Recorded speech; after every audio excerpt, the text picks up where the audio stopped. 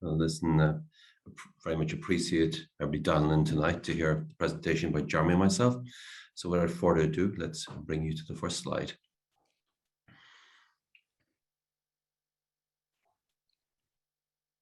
I'm not sure, how do we... Mark, it's you. Perfect. So let me take you through the first slide. First slide, basically, tonight we think we're presenting a reasonably unique and different story. We're building a leading infectious disease company.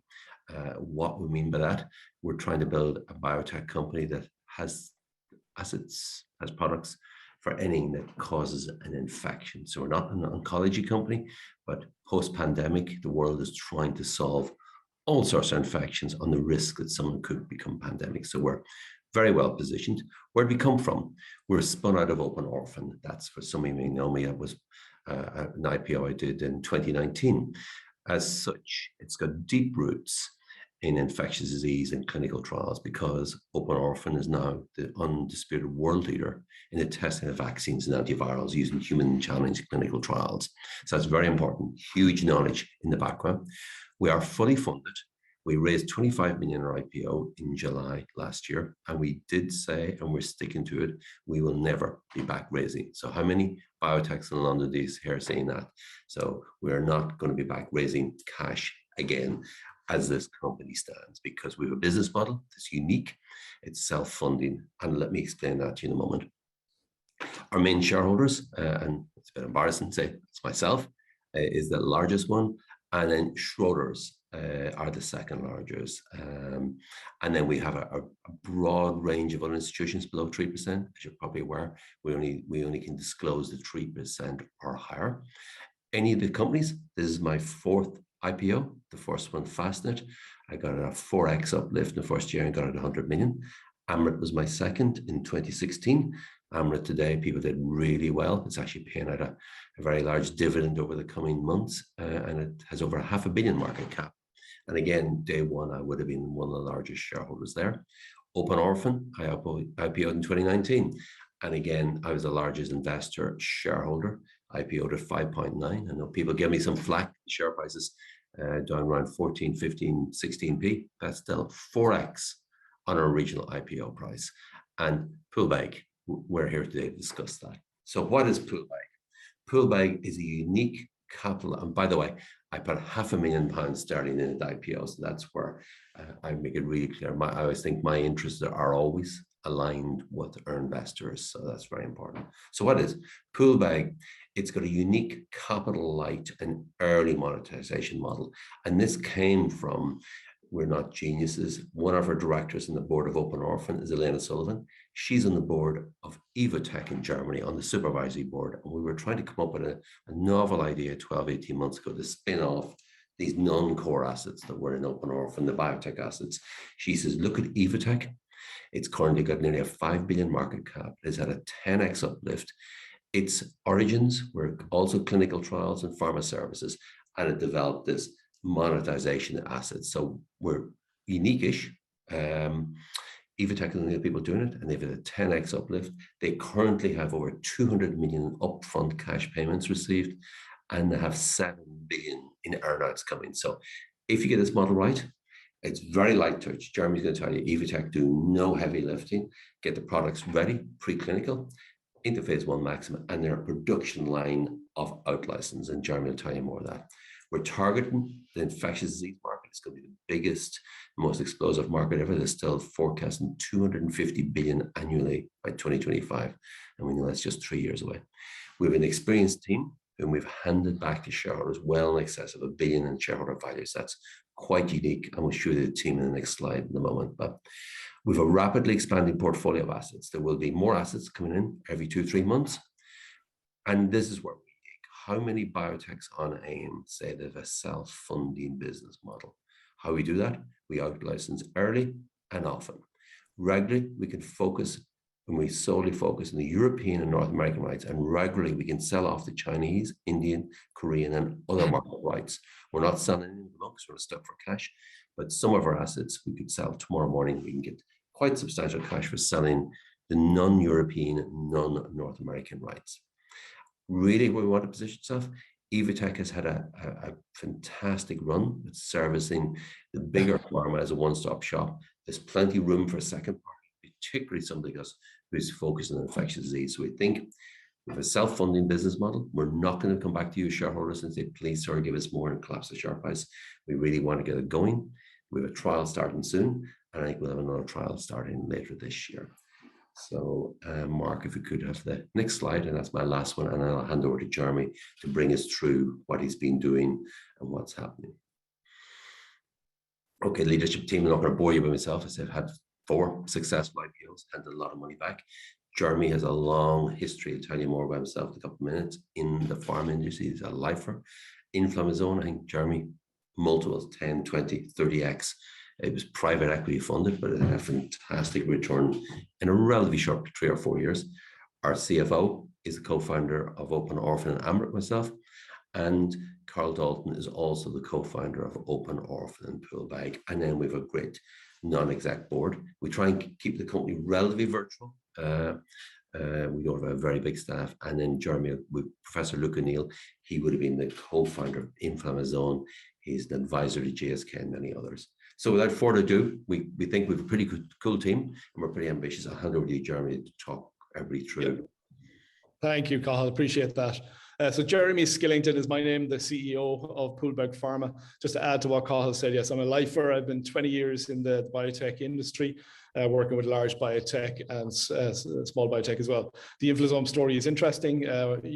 Co-founded by Luke O'Neill and Professor Matt Cooper. And essentially the goal early on was to get early human data and be acquired. And that is similar to what we do with Poolbeg for each individual program, get early human data, and then the program will be acquired. So we go through that logic, and I think it's as Cathal said, very Evotec-like. Let's do the early heavy lifting, add value significantly, but through very low spend, and then we partner. So these are the operational highlights. We IPO'd July last year, so we're just short of 11 months later. We've accomplished a lot. I think you'll see what we've done, and I think that's on the backs of quite an effective management team. So as well as inheriting a pipeline from our colleagues at Open Orphan, we've also done multiple deals to expand our own internal pipeline. And I'll speak to these individually, so I'll just go high level on this slide. So POLB 002, 003, we in-license these are late preclinical, so we want to get these to the clinic as quickly as possible, get that human data and move them on. And earlier this year, we did an oral vaccine delivery platform. If we've learned anything through the pandemic, it's people are sick of getting needles stuck in their arms. There's a crying out for oral delivery of vaccines. And I think we've got a very interesting technology partnered here, and I'll talk about that later.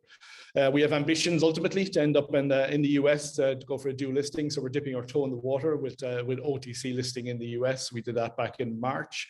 And from a pipeline standpoint, in the middle here, POLB 001, our lead program, is a small molecule immunomodulator for severe influenza.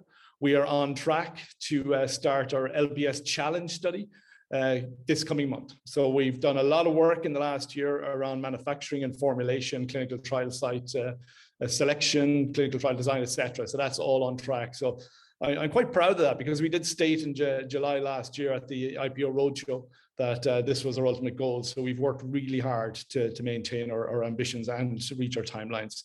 On the bottom there, we're well capitalized. We raised 25 million last year. We've got at the end of last year 20.9 still left in the bank. As I say, capital light, we spend very judiciously, but what we do spend on, as I say, there'll be no more than 3 to 4 to 5 million per program, and then that'll be ready for partnering. So a low cash burn gives us a long cash runway. So I feel bad for people who are trying to raise money right now, because it's a very tough time. But I think we're fortunate to be have cash in the bank to invest in our programs and drive it forward. I think it's important to say as well, being in the infectious disease space, that there is a great opportunity for non-dilutive funding. There's a lot of funding available out there from the US government, for example, to fund pandemic. It's essentially pandemic preparedness. So we're looking into several of these aspects. From a deal standpoint, on the top right, we did 2 AI deals, 2 artificial intelligence deals. We have access to a very unique human challenge data set that will take large supercomputers to analyze and interrogate. And we've done 2 deals with one Israeli company, one American, and I'll speak to those later on. And we did, as I say, our 9-month lockup just finished just recently. There was an interest from new investors to purchase 1.6 million euros or pounds worth of these shares, and didn't quite want the appetite to holding onto the shares was quite strong, so we were happy to see that. But it just shows to us that there's interest in our shares, and we will grow ambitiously over the next 6, 12, 18 months and beyond. So the next slide, please. So this, in a nutshell, is our business model. And again, I'll take a minute to go through this because I think it's important and it's quite unique.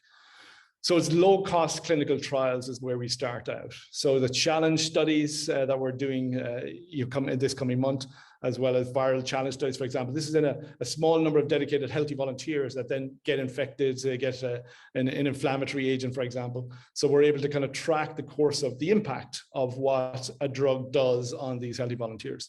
So again, being infectious disease space, this is rapid. This is not a long 2-3 year oncology trial, for example. So we get data quite quickly. And as I say, that tells us quite early on whether the program, the molecule has efficacy. And again, for what pharma like, what we did at Influenza was demonstrated early efficacy. And that was enough then for pharma to acquire that company. So similarly with the programs at Poolbeg, early efficacy, we'll talk to pharma. They then can do the longer, more expensive phase 2 trials, phase 3 trials, and commercialization. That's what they do best.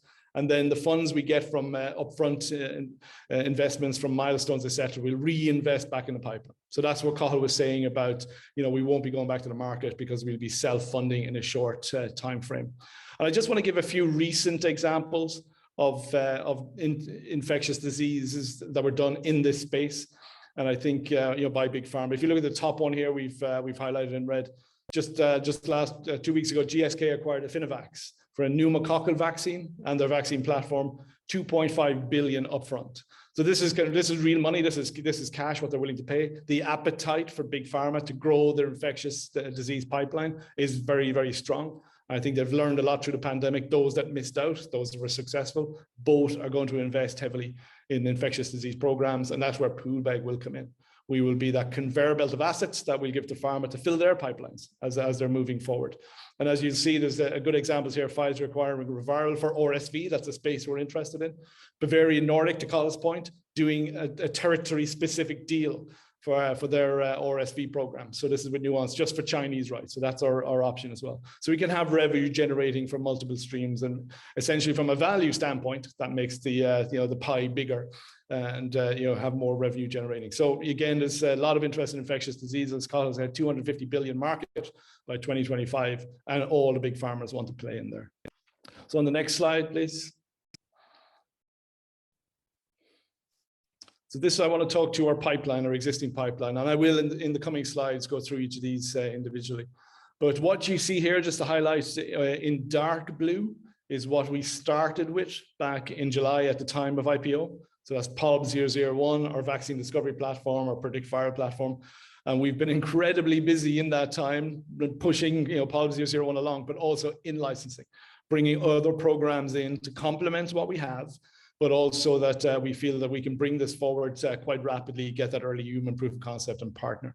POLB 002 is an RNA-based therapeutic, both prophylactic and therapeutic, for broad applications of respiratory viral infections. POLB 001 is for severe influenza, potentially more than that.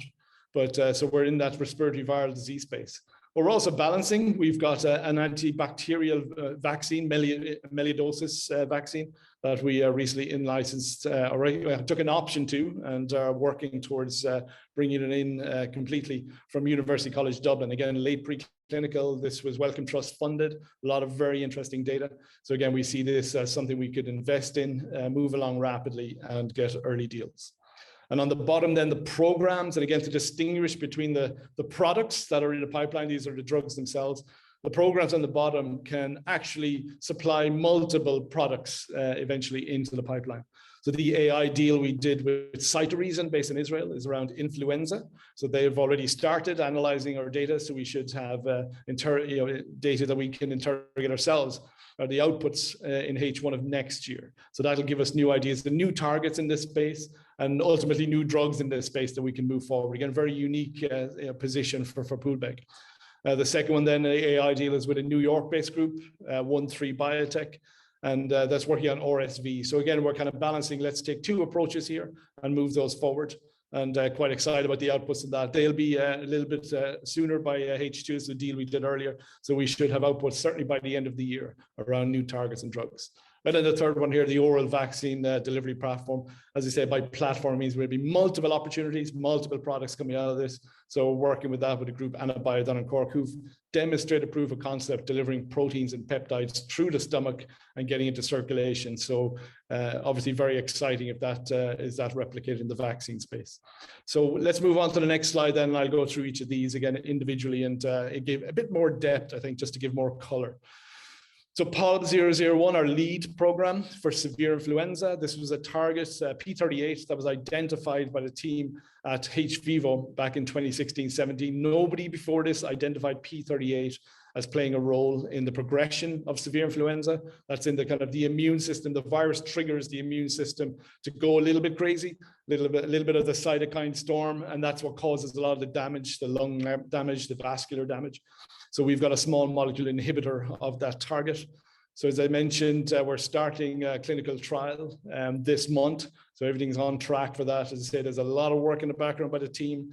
And I should acknowledge we have a terrific team for bringing all of the necessary, documentations, the applications, the ethics reviews, etc. So that's all in place to begin this month. So very excited about that. And again, it's a challenge study. We should have data by the end of the year that we can take then to pharma, demonstrate our proof of concept, or proof of the approach we believe works, and then begin partnering discussions. So again, that will happen rapidly afterwards. I think what's interesting about this program is from an intellectual property standpoint, or recently, if you're on the RNS list, and I assume a lot of you are, we recently got patents granted in the US around protecting this approach for using P38 inhibitors for severe influenza. So we've got that cornered. So that's quite exciting. The program we brought in had been in humans previously for rheumatoid arthritis, which was not the right indication for P38. So, but it is safe and well tolerated. So we were able to move that forward rapidly into this challenge test. So influenza peak sales we're anticipating to be 275 million, so a large market. But we expect to grow beyond that to other potential indications, again, where cytokine storms potentially play a role, that P38, that our POLB 001 can play a role here as well.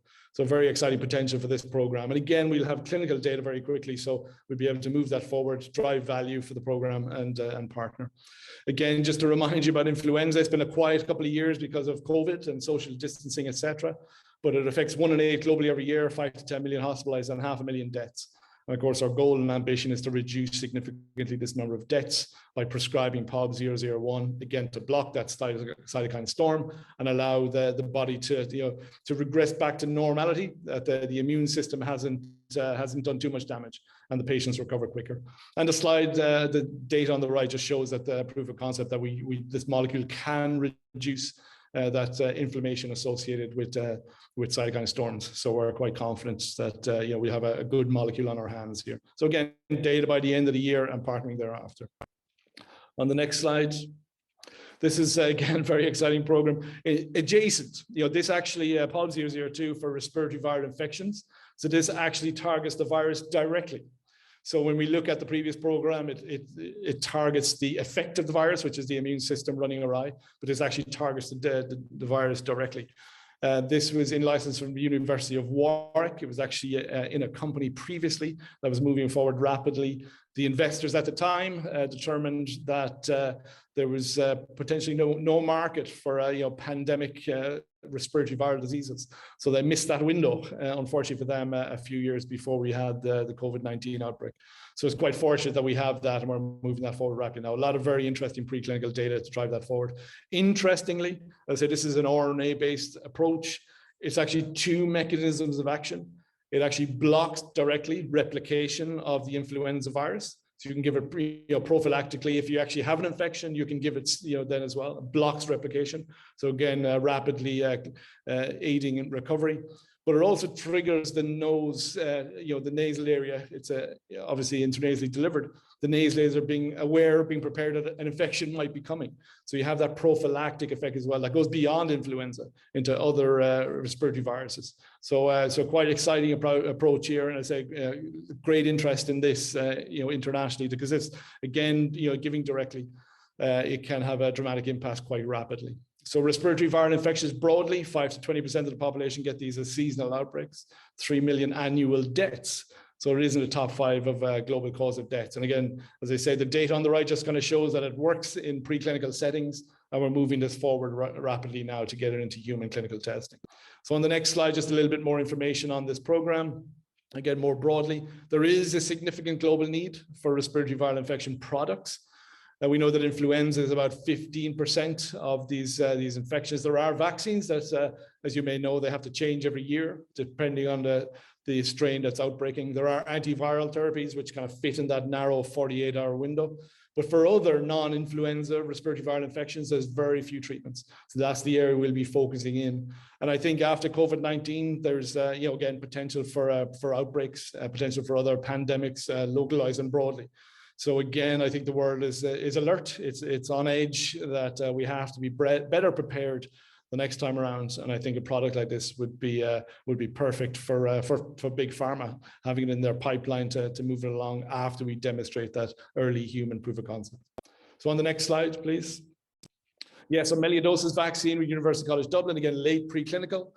We are in active discussions around potential non-dilutive funding. Again, this is part of our capital light model, where we look externally to get funding, again, non-dilutive, so non-equity impacting. So we're focusing on a bacteria that drives a disease called melioidosis, which is rising. It's in the tropical, subtropical regions, but is rising due to climate change. And I think that can kind of spread broadly. And it's actually designated as a tier 1 agent by the Centers of Disease Control in the US. It's a very stable bacteria, can have broad issues. So they see this as a potential, let's say, next wave of anthrax, next wave of a potential bioterrorism threat. So they're looking for programs to invest in that could potentially kind of abate those potential risks. So these bacteria are pretty resilient. I mentioned they're antibiotic resistant. The statistics down the end are quite staggering, in that 165,000 cases annually and 54% fatalities. So again, if you get this, you're 1 in 2 chance of not surviving. And there's no vaccines out there. So we're quite excited about this program with colleagues at UCD. So we're kind of moving forward to bring that in-house.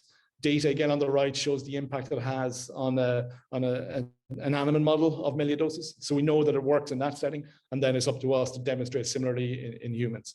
So on the next slide, as I say, this is the lead program from Professor Siobhan McLean at University College Dublin. She's also working on other bacterial agents. So on the one hand, we could potentially have our own kind of pipeline from Siobhan. These are a lot earlier. So we have an option for these. So we're looking at these individually. The 0157 E. coli VTech is they're kind of, let's say, more mature program. So we're looking closely at that program, and up to now we like what we see. So we're taking a look at these other programs as well. And as I say, as they progress in Siobhan's lab, we'll make a decision to bring them in or not. But they're all in spaces where there's significant unmet medical needs. So we'll be very interested in bringing those in if they hit our goals or standards or our diligence. So interested to see how they progress. So on the next slide, then I'll talk through the platforms briefly, and I'll leave plenty of time for questions. But the oral vaccine delivery platform is, we've exclusive license to this for vaccine generation. It's been proof of concept demonstrated looking at proteins and peptides. So can we apply the same technology over to vaccines, to these proteins, peptides that drive an immune response? I think the goal here, you may have heard over the last several months in particular, is driving mucosal immunity is what the vaccine space, the infectious disease experts are looking towards. So if you can trigger mucosal immunity, you're blocking the infection at the site of infection. So it's not like you have the infection and you're clearing it quicker. This is blocking it at the site. So driving mucosal immunity, where the bugs get in first, that's a very exciting space to be in. So again, preventing the pathogens from infecting the body, but also the transmission of disease. So there's very great interest there. But obviously oral, which means you don't have to give an injection. You remember back at the start of the pandemic, where there was issues around the Pfizer vaccines needed to be shipped and stored at -80, which is a big challenge for tropical regions, for third world countries, etc. So there's if you can have it in a pill format, then much easier distribution. And I think even beyond that, much easier administration. And it helps with compliance, where people will take a pill rather than an injection. So you'll get better coverage, better vaccine response, and of course, overcoming needle phobia. So there's a lot of interest in this space. There's a handful of companies out there making progress. So I think the heads are turning, looking at oral vaccines as the future. The growth rate here, 7.1% over the years. And, again, that could easily explode. So we plan to be in that space, coming through with several products out of this platform to add to our pipeline. On the next slide then, please. Yes, our AI programs. So I do want to talk just a little bit on the slide on the right-hand side, or the graph on the right-hand side. So with the human challenge studies, you get in healthy volunteers. So we take samples at day -1 when they're healthy, and then you give them a virus at day 0. And then you track the course of disease, and you're taking samples all the way along. So we have this beautiful, clean data set of what they're like when they're healthy, what they're like when they're sick, and what they're like when they recover. So using artificial intelligence, we can track the gene expression, we can track the protein expression, their signs and symptoms, everything moving along. And then we can identify what patients recovered quicker, what patients were actually sicker, what patients didn't get sick at all. And you can kind of tease these apart to identify new targets and then ultimately new drugs to bring into our pipeline. So a very exciting approach. As I said, CytoReason down the bottom left, they already have deals with the likes of Pfizer, with Roche, with Sanofi, with GSK. So they're a very credible company. And then Poolbeg, so they liked our data. They saw it as very unique. Sometimes pharma come to CytoReason with just sick patient data. And, it's difficult to analyze, but having the comparison of the same individual who is healthy and then the same individual that was sick, beautiful data for them to interrogate. As I said, so they're looking at the influenza data with outputs early next year. And then on the right-hand side, 13 Biotech based in New York are looking at the RSV data set and looking to bring new molecules into our pipeline from there as well. So we see this as groundbreaking. This is the first time that human challenge data has been analyzed using artificial intelligence. So we're pioneers in that space. Again, looking at drugs similar to POLB 001 that had already been in humans, and then repositioning them for a new disease. Again, that helps with the regulatory pathways and getting into the clinic a lot quicker. And of course, getting that early human data that we're craving and partnering with pharma. So it's a nice, as I say, turn the wheel and what comes out the other end. So this is really exciting. So kind of a watch this space scenario, what comes out in Q3, Q4 this year from the 13 Biotech, and then early next year for CytoReason. So again, I'm personally very excited about this and what comes out from what new targets we'll identify. On the next slide then, just as this is our summary slide, and again to remind, I know the majority here are existing investors. So if you were in from the IPO just a little under 11 months ago, what we've achieved in that time has been, again, I'm quite proud of. It's been quite impressive and quite remarkable. We are on track to begin the LPS challenge study this month, which is what we stated last July. So happy to adhere to that, that milestone, that objective, that promise. And again, we'll have data before the end of the year that we begin partnering discussions with pharma. So we're already discussing with pharma. They're aware that what we're doing, want to see what the outputs are and analyze the data themselves. Pharma are very much driven by data and intellectual property.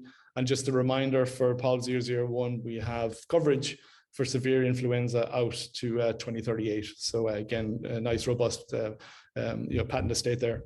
002, as I say, we in-licensed this early this year, working on our development plan. We've got manufacturing discussions ongoing, etc., and moving that forward as well. In addition to POLB 003, we're completing the in-license of this and looking at the other programs as they progress in Siobhan's lab. But we'll certainly looking forward to getting 003 moving forward as well. Again, manufacturing is a key point here that we're working towards. And then the bottom half of this slide, the oral vaccine delivery platform, working with our colleagues in AnaBio. I was actually down there earlier this week on Tuesday to sit down with them around table and talk about the strategy. RSV, a reminder, outputs expected later this year, influenza early next year. And again, there'll be a lot of news flow coming from that. There'll be a lot of exciting outputs from new targets and new drugs. And of course, funding, being in the infectious disease space, as a reminder, there's a lot of non-dilutive funding out there that we're applying for. So we've got applications progressing, and some of it are at the interview stage. So, hopefully, that, as I say, that'll help balance or add to the 25 million raise we had last year. And of course, intellectual property, as I mentioned, a key component for Poolbeg. We're very aggressive in our filings and progressing that forward on all fronts, on all different programs. So again, we made a lot of progress. This is a very exciting space. We've got a terrific team behind us. There's a lot of news flow is coming, and I think we're poised well for a very busy but a very successful, very productive next 12 months and beyond. And of course, Colin and I happy to take any questions. Again, appreciate your time showing up tonight after hours, as it were. But look forward to discussion and answering any questions. Thanks very much, Jeremy, Carl. Very interesting presentation. Just before we move on to the questions, I must apologise that I misinformed the audience earlier. Because Poolbeg is such a new company, there's no meaningful Stockopedia data available for it yet, so there isn't a report in the chat, contrary to what I said earlier. Okay, just remind everyone, if you want to ask a question, click the Q&A button at the bottom of the screen and type your question in there. We've got quite a few questions already. One that arose before the meeting, a few shareholders have reported that shareholders in Open Orphan reported that they haven't yet received their dividend in specie shares of Poolbeg, with their brokers saying that Croft nominees have not yet transferred the shares. Do you have any comments on that? Yeah, Mark Cahill here, I'll probably answer that one. And maybe it's to go back how it came about this way. What we did a successful spin out of the biotech assets out of Open Orphan that were built up over many years. And we did an IPO on the back of those. We presented the shares dividend species. The tricky bit is getting a register anywhere in the United Kingdom that will allow us to do CREST. We'd all love to hand the shares by CREST. That's what you get when you buy a share and sell it. It's basically electronic. The registers insist we use paper. It's quite painful, a pain in the ass. But there's a logic. The register was worried that, right, if they sent CREST, it was into the wrong account, it automatically, people can buy and sell the shares. The piece of paper comes in the share cert. It has to be dematerialized and certified as going to the right owner. So seemingly the registers had terrible problems in the past, many years ago, sending things out electronically from dividend species. There has been issues with paper, and it's been this, I call it working from home. It's not just our friends at Whitehall. For instance, Citibank are the nominee for IG Index, and it's held at a Warsaw office. The share sets go to the Warsaw office. A lot of the Warsaw office haven't come into work yet, and we've had to reissue them. So look, all I can say is bear with us. A lot of people have got them, but still there are a lot of people. So it's just a process we're working through. And unfortunately, I know some people are getting upset. There's no other way to give dividend species shares is other than a boring share cert. If the cert's been your original name, you got a share cert in the post. Jeremy was holding up a shirt earlier. He said, look, I got my share cert in the post. I got mine, but when it goes through IG Index, uses Citibank, who uses an office in Warsaw, and there's nobody in there. So that's where, hopefully that answers the question. It is working its way through, and we are chasing. If anybody has any issues, chase your broker. If you don't succeed, that comes straight to the company. Contact emails or any of us in the company, and we will do our best. If the shares have genuinely gone missing, we'll issue a duplicate certificate right away. Thanks very much for that, Carl. Yes, I think that clarifies the situation. Unfortunately, people will have to be patient. When paper is involved, it always unfortunately slows things down. So I think that explains it well. Thank you. Okay, the most popular question after that on the list is another one aimed at you, Carl. Now, this refers to the origins of Poolbeg in Open Orphan. And the questioner is asking if you can comment on any other spin-offs that you might be launching from Open Orphan, and whether there are any links between Poolbeg and other possible spin-outs such as DIM.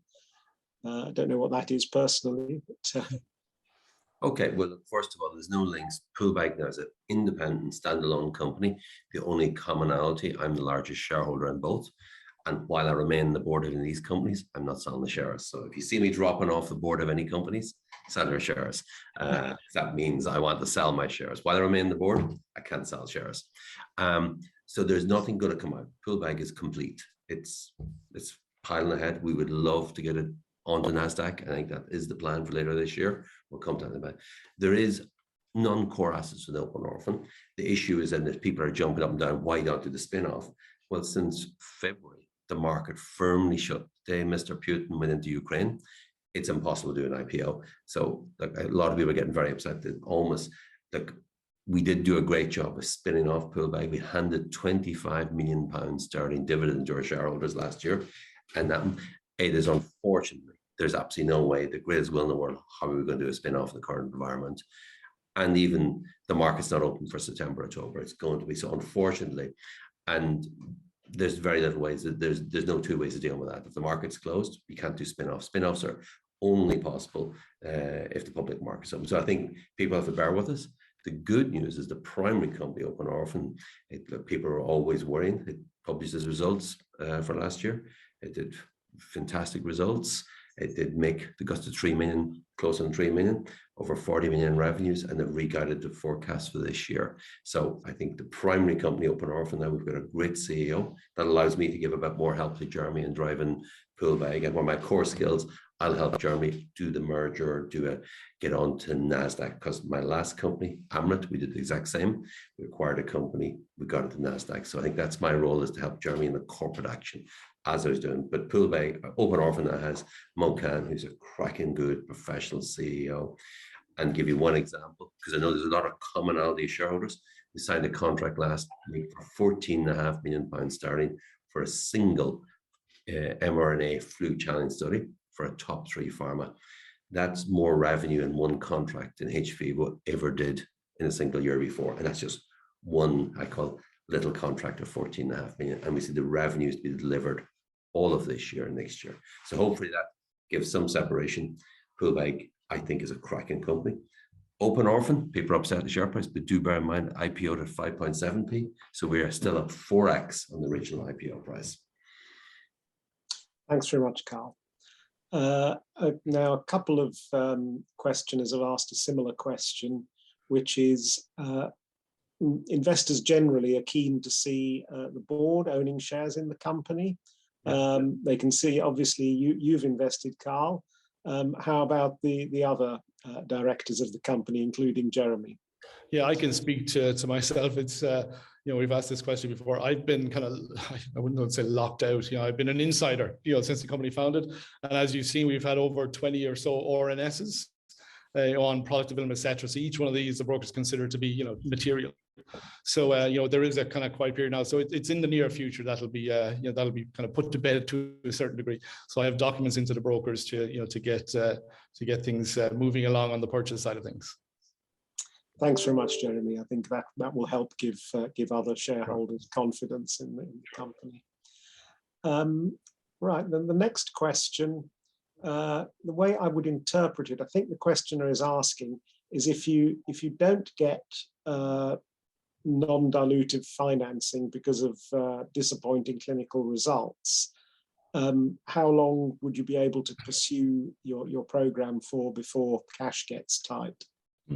Mark, maybe I might jump in there because I try and help Jeremy with finance. And first of all, that would be very wrong to presume we won't get non-dilutive, and we don't. The idea of non-dilutive financing happens way before you get results. And the beauty about infectious disease, there's probably more non-dilutive finance. You have the World Bank, the Gates Institute, CEPI, you have any BARDA, DARPA, with any amount of non-dilutive finance option, because guess what? We're developing infectious disease products, and that's where all in under. So I think it's not an idle statement to say we're self-financed and we're going to have a host of products. If we were a conventional biotech obsessed with 1 or 2 products in oncology, the money runs out very quickly. We're going to be very careful with our money, and we're not coming back to shareholders saying, please, sir, give us more money. Thanks, Carl. That's a nice, clear statement, which I'm sure people will be pleased to hear. The next question from Jay. Can you tell me if any of POLB 1, 2, or 3 have previously been tested in humans under another guise? Thinking mainly of POLB 2. POLB 2 hasn't been in humans as yet. As I mentioned, this is technology we in license from the University of Warwick. It was previously in another biotech company that had raised upwards of 14 million to complete all of the preclinical assets. From what we understand, they went to raise another private round, Series B as it were. And the interest or the appetite in a respiratory viral disease technology, a product, wasn't there in 2017, 2018 timeframe. They just thought that the world was focused on oncology at the time. Cell therapies were coming through, so there was an interest in that space. So they decided that they wouldn't continue, and hand the rights back to the University of Warwick. And of course, we all know what happened, late 2019, early 2020. So this is an asset that has really beautiful preclinical data, publications. We just got a US granting for one of the patents. Again, that was last month, the last few weeks that we announced. So again, it's a very interesting program moving that forward. But that's 002, so that hasn't been in humans. The 001 has. So this is a P38 inhibitor. And I will say there are other P38 inhibitors. It was identified maybe 15, 20 years ago as a potential target for rheumatoid arthritis, for asthma, again, driving that immune response. There was a scramble from a lot of pharma companies to develop molecules against these targets. And what they discovered was that, number one, certainly in the rheumatoid arthritis space, that products such as Remicade that were in the kind of the anti-TNFs in the RNA, their efficacy was superior. And I think what they found then as well was kind of like taking pills for a long period of time. There wasn't a good friend of the liver. 6, 9, 12 months of taking these pills. For us, we're ideally suited because this is a 1 or 2 week treatment, so we don't have to worry about the liver at all. So it's a really good molecule. It's safe. It's well tolerated. It's selective for B38. So we're really happy with that molecule. So that has been in humans. As I say, that's one approach where it actually, I don't want to use the word shortcuts because there's no shortcuts in drug development, but it actually helps us skip a few steps because it's already been done before. So we can go straight to this challenge study using that molecule because we know it's been safe and well tolerated previously. And then 003, just to complete the question, is a little bit behind that.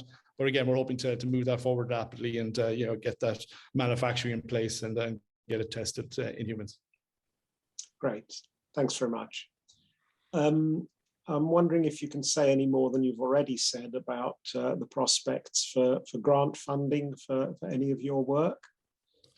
We can comment. Obviously, it's we've applied for grants. We've had, well, I have to say, grant defenses. That we've brought forward to the interview phase, and again, reminding we're 10.5 months old. So we've actually but we've had discussions. I will say we've had discussions with pretty senior level US government representatives on what we're doing at Poolbeg. They're aware of our 001. Again, there's a lot of interest. It was kind of funny because they were, I wouldn't say, giving out, they were a little annoyed that a lot of their funding had gone to COVID the last few years while there was other infectious diseases kind of in the, waiting in the wings. So they're looking forward to the world turning back to normal. But certainly, as I say, if you look at the CDC on, one of their high level of interest, tier 1 is melioidosis. So, that's something we could certainly apply for. But we have grants, we have applied for a grant, etc. So that's something that, could be significant for us. So we're going to pursue that aggressively. Thanks very much. Some of these questions are repeats of what we had earlier. Let me move on. Okay. So the next question from Sparky is 001 is progressing into the clinical trial with a possible route to market by year end. Can you say anything about the route to market for 002 and 003? I'm wondering if by route to market, or they're talking, partnering rather than getting it to the actual market, commercialized, because that's not something Poolbeg done. We're just very interested in that early phase, early clinical. Yes, and for us, let's say our customer will be the big pharma. So yeah, absolutely. So 001, you're right. So that's with 002, as I say, the key thing is that early human data. And we've got very good preclinical data package. This had been funded previously, by the US government, by BARDA at one stage. So there's a lot of interest in this area. So we need to get it to that human data stage, and then similar to 001, we'll have that discussion. Like I will say, we do talk regularly to pharma. We introduce the company and our pipeline and give them updates. So the key trigger is that, having that human data. That's when the conversations get very serious around deal terms. So that's kind of later in time. Let's get the human data first. And then, as I say, that's where the value. And the key point is, we talk about our capital light model. So yes, we want to kind of spend or invest in our programs. But what you see is, like, if you invest 5 million and the data is positive, the value just soars. It's the typical hockey stick. You spend and then the value just soars. So we want to be in that soaring phase with the human data, and then the partnering discussions will be activated, as I say, or will progress. And again, we expect to be multiple conversations in parallel, get a bit of competitive tension between the various farmers around the different programs, and then partnering and revenue generation from there. Yeah, so really you've got to at least get the phase 1 data on. Again, from a value standpoint, it makes sense. Yeah, we're doing farmers heavy lifting. Like, and I've said this several times that pharma are incredibly busy. So to bring a program in, they have to kick a program out. So you have to have very compelling data then for pharma to substitute an internal program. So we will generate that compelling data, and as I said, then the partnering. Then there's the opportunity to monetize it. Correct. Sure. Sorry. Okay. Yeah, one question has leapt ahead in popularity for Carl. Is there a risk that open orphan shareholders will abandon their positions and reinvest in Poolbeg? Steve says he owns shares in both companies and he wants to see them both succeed. Of course. Yeah, look, Mark, a very good question. And I think, having spent half my life building up companies, and bear in mind I'm 57, about to be 58 now, have been working 41 years. So I'll give you an idea how early I started working full-time as a 16-year-old. But I enjoy working. I'm here in the London office tonight. There is a 9:30 flight back home to Dublin, which I take. So I spend Tuesday to Thursday in the London open orphan Poolbeg office. I'm very much trying to balance my time half and half. Being honest with you, for the past 2.5, 3 years, it was 24/7 in open orphan. We're really lucky that we have a fantastic CEO. He does need to get a little bit of space. If I'm in Dublin, a bit like Jeremy, I helped him early on in IPO. I let him kind of go, and now I jump in now for some events like this. So it's a balancing act. I think all I can reassure the open orphan shareholders, I have the same shareholding in both companies. I've invested probably substantially more in real cash in open orphan. So I would answer the question by presenting it with another. Open orphan is roughly 100 million market cap, and I've got 8.5%, 8.5 million. And I've got 7.5, 8.5%, 8% in Poolbeg, which is a 40 million market cap. So I would have, by default, a more incentive to increase the 8.5 million at one rather than the 3.5 million. But I'm going to be very carefully develop both companies over the next year. I think what we will deliver, and I saw some of the questions on the OTC. The OTC was a dry run to see what life would be like on NASDAQ. That's just a door opener for us. It was never meant to be a big liquidity one. But within Poolbeg, I'll be helping Jeremy trying to find out non-dilutive funding sources. Jeremy knows much more about the clinical, the science. I don't know the science. I'm just putting together. I will ensure that we do get onto NASDAQ before Christmas, if not sooner. And then open orphan, as soon as the market, and I think with Spook to open orphan this week, Mo, I did see a comment there. I've actually taken a photocopy of it and sent them. He says spin-outs will not happen this year in open orphan. That's wrong. Open orphan has lots of options. The issue is that there won't be many spin-outs when the market's firmly closed. We know you could not do an IPO at the moment. You can't do it over the summer. You probably can't do September, October. But hey, there's November, December, there's January, February. So when the IPO market opens up, there will be spin-outs. And that's right. Does that hopefully answer the question, Mark? Yes, I'm sure Steve will be very pleased to hear that you're fully committed to both companies and well incentivized for that commitment to both. Thanks, Carl. Rob is asking a bit more about disease in motion. Can you say any more about that than you already have? I think that goes into the spin-out ones. Look, okay. Poolbeg is a spin-out. Mo said there will be no spin-outs. That's wrong. We just wait till the market opens up, and we do, look. I think we're all disappointed that there's not more IPO activity. You have to bide your time till when the market will be receptive. Sure, understood. Thank you. So Graham is asking about the OTC listing. What makes you think that's worthwhile? Yeah, that's why I just preempted. I saw that question from Graham a few moments ago, Mark, is that the OTC listing is a dry run. We wanted to single and our intentions, and Carl Dalton and Yolanda, who does a lot of the IR for both companies. So there's some question about shared resources. It's great having they can work in both the investor relations of Open Orphan and Poolbeg.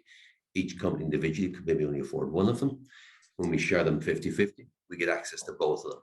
And that's getting both of them warmed up. And that's a signal of intent. We've done, Jeremy, I think you've done at least one, if not two, North American proactive investor presentations as dry runs. So we're getting the word out there. Yeah, getting the word out there. Yeah, so that's getting the word out there. And then when we complete this NASDAQ dual listing later this year, which I caveat, it'll probably through a merger with another listed company that'll come with probably multiples of the cash we have, but it'll be a merger of almost equals. And I think we could have a really exciting time ahead. There's no reason why Poolbeg could be very substantially large over the next 6 or 12 months. And I think it's essentially the same question from David. I presume POLBF is the ticker, the OTC ticker. That's correct. Yeah. So that one's been answered. Thank you.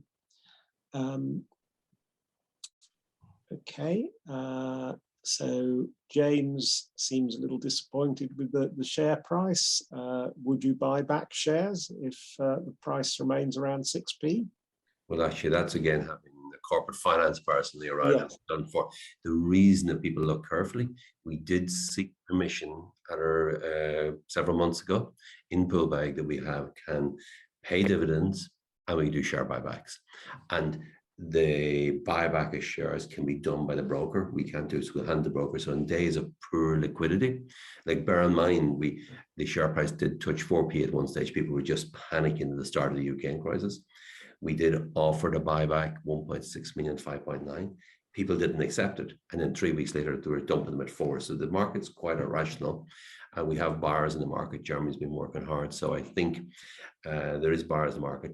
On days where there might be terrible liquidity, the beauty about it is now we're getting liquidity. Most days for the last 6 months, Open Orphan, there might be £1,000 worth of shares, £2,000 worth of shares. I've always told Jeremy, every public company, we set a target, get it to £100,000 a day. And we get £100,000, that means only 50,000 bars, 50,000 shares, get it to 200, then 300. And Open Orphan, as people know, many days there's £5 or £6 million worth of shares traded. Most days we've 500,000 to 1 million. So we've got great liquidity. People can trade in, trade out. So most small cap AIM, particularly biotechs, they're Hotel California. You can check in, you buy the shares. It's really difficult to trade out of them. So our agenda now, we've got people of shares. We're very happy to see some of the dividend species shareholders selling them because we have a bunch of small institutions who want to buy 100,000, 200,000. You would have seen trades come through yesterday and the day before. We have small family offices picking up £50,000 worth. They could not get anything up to 2-3 weeks ago. So the more shares we can issue, the more liquidity, the better.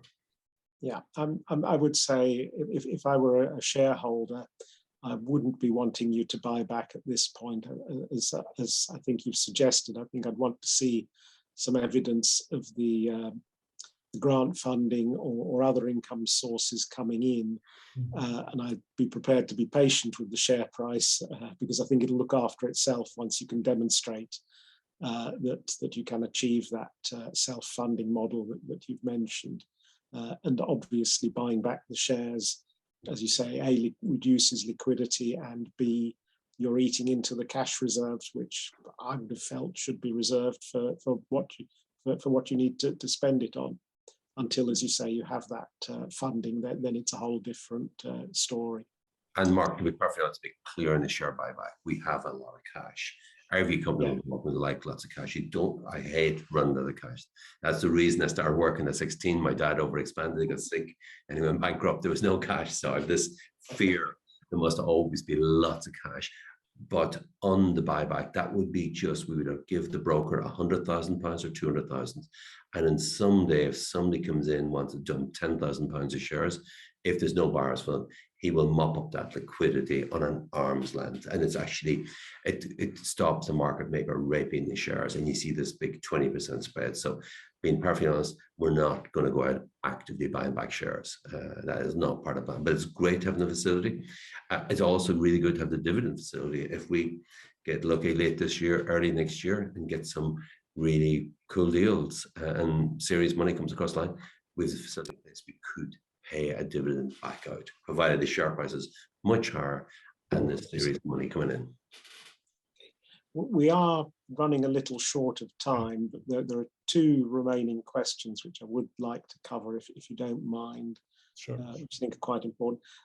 First one from Sparky. I'm not quite sure what he's driving at. He seems to think that in something you said, you were claiming that there were merger discussions in progress. Is that a misinterpretation of what you've been saying? Sure. If there was merger discussions, I think reverse merger, Colin, is what you were thinking. Yeah, what we're saying is that the plan has always been for Poolbeg to get to NASDAQ as quick as possible. All they can say is, look what we did with my last company, Untitled Pharma, got to NASDAQ. We did an agreed merger with Agerian. Agerian had $1 billion market cap. And when we did the merger, it was a fraction of that. One of the quickest and easiest ways, and that's where I think Sparky's picked up, to do a straight IPO on NASDAQ at the moment won't happen. I keep saying that. However, NASDAQ is awash with fallen angels at the moment. They had a 400 million market cap a year ago. They may have 100 million in cash. It's committed in trials, and they have a market cap of 40. Would not be lovely? I only said hypothetically that we got together with a company and we merged both of them. We're 40, they're 40. We create a company in the 80 million market cap, but they had been at 400 million. And there's something wrong if we can't double or triple that again. When the bio life science, it's all about cycles. It's completely down at the moment in North America. It will come back. Is that 6 months, 9 months, 12 months? So I think this down cycle is a huge opportunity for us at the moment. And also those companies have a 90% share drop in NASDAQ. Nobody will touch the shares. But I believe if we had that type of merger, there could be a big appetite to buy those shares in London. And that's why somebody in NASDAQ would love the dual listing, as we would love to be in NASDAQ. They would really happy to have the AIM listing. Yeah. So it's more of a reverse takeover. And it's aspirational. Like, we don't want to make anybody nothing just for stock exchange rules. We are not in merger discussions. We're not in price monitoring. That's aspirations for later this year. Okay. And then the last question we've got time for is from Paul. I think it's a very good question, which is, what led you to choose Jeremy as the CEO for this company, Carl? Well, I think I was reading that. I think the auspice of the question is, let I say that I'm an influential person. I think reading the lines and what makes, so I think, look, yes, I have a long history. I cast a big shadow, as Jeremy knows. I like getting our shareholders their money back and giving people time to get that. I'm not a scientist. I've got to know the life science quite well. Jeremy's a lifer. So the combination of myself and Jeremy, and it's a bit like what makes Mo Khan an amazing CEO and Open Orphan. People are taking a while to get used to him. He does do things. Mo might be the opposite of me. I see people saying I'm over-promising, but bear in mind, we did a huge amount with Open Orphan. We can do a huge amount here. So to answer the question, I think Jeremy's the perfect person at the moment. He brings a lot. And bear in mind that his last company, Jeremy, employee number 1, I think, in Influenza. Yeah, the two founders and I came on board. We raised 55 million in venture capital financing and sold for 380 up front with downstream milestones. So I've got a track record of success as well. So to call this point, I'm a PhD trained biochemist, 20 years in the industry. So it was a perfect fit, an infectious disease company in the middle of a pandemic, fantastic. I couldn't have written the script better myself. Thanks very much.